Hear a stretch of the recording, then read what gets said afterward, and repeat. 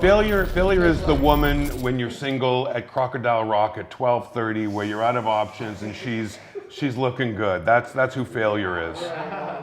That's who she is, and we always have time for her. My name is Stephen Mann. I own Mann Casting. I'm a casting director.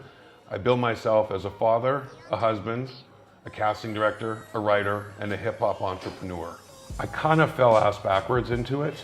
I don't think there's a lot of young males that grow up wanting to be a casting director. I just kind of got to a point in my life where I had to make a switch. Poverty sucks. I wasn't enjoying it. And there was an opportunity, and it was essentially shit or get off the pot. You either take it and you do it and you make a run at it and you give it everything you got, or you try something different. In hindsight, I made the right decision, but it was an adjustment. It wasn't something that I understood right away. But I've been very blessed. I've been on my own for almost 10 years now, and I've had tremendous growth, and I've been very blessed and very lucky. And sort of my motto has always been, like what you do, love who you do it with.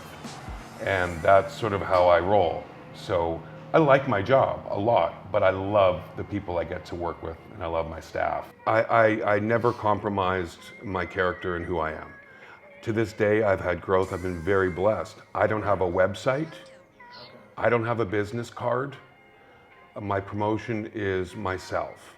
And I've always sort of believed that good work should merit more work.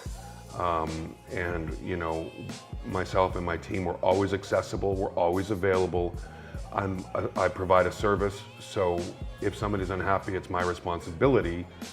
Regardless if I agree with it or not, or I want to do it or not, it has to be fixed. And we pride ourselves on getting shit done. My staff are my family. When I'm not with my flesh and blood, I'm socializing and hanging out with my staff. So there are very blurred lines, you know, as far as me being the boss. Because even when I'm out with my staff, they'll say, oh, this is my boss. I'll say, no, I'm your friend. I don't like to be in that position. I don't want to be above anybody. I want to be respected, but I don't want to be treated as such, because I will never treat you like I'm above you. And I don't play that game. So, you know, my staff, being a boss, I mean, if you can ask them like how I am as a boss, and I believe they'd be very complimentary, because I treat them like family, because they are family.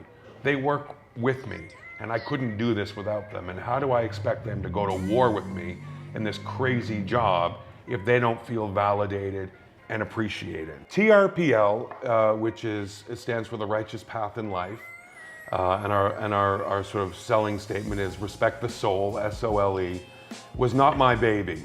And this is sort of like a side venture that I invested in because I saw the shoe on the Duck Down site.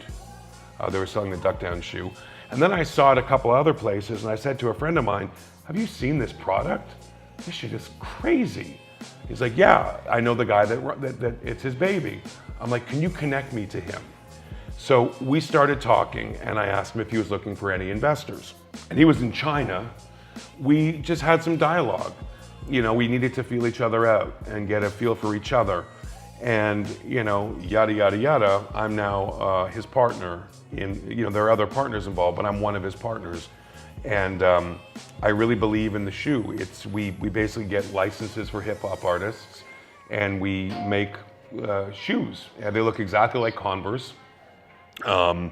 We have, Public Enemy, which we're rebranding, Naughty by Nature, Brand Nubian, Duck Down Records, Onyx, and our biggest coup is we recently got the license for Tupac Shakur, and we've made five different models, which we're subsequently obviously paying the estate, and those are going into production now. Life is about risk, and it's about failure, it's about success, and you don't know who's going to be knocking at your door the next day. You know, life is evolving, but with regards to investments, you know, even though I kind of dissed the youth of today, when you do find a young man or woman that is ambitious and motivated and talented, that's an investment, because it's a rarer commodity these days, and you cannot substitute hard work and motivation.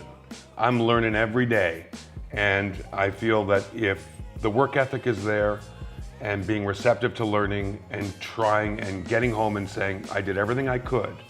Because back in the day, I would feel such an overriding sense of guilt because I was letting myself down. I always disappointed me. And I don't want to do that anymore. I refuse to disappoint me. And that's why, if that means I'm staying 80 hours at the office, whatever it is, I will not disappoint me again.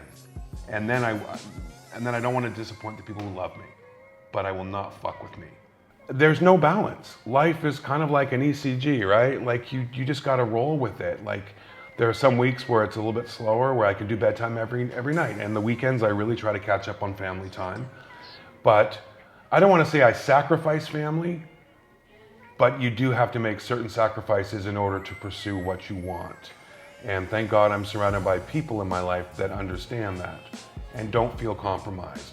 And, you know, and let me say that above all the investments and all the business, my number one job is being a father.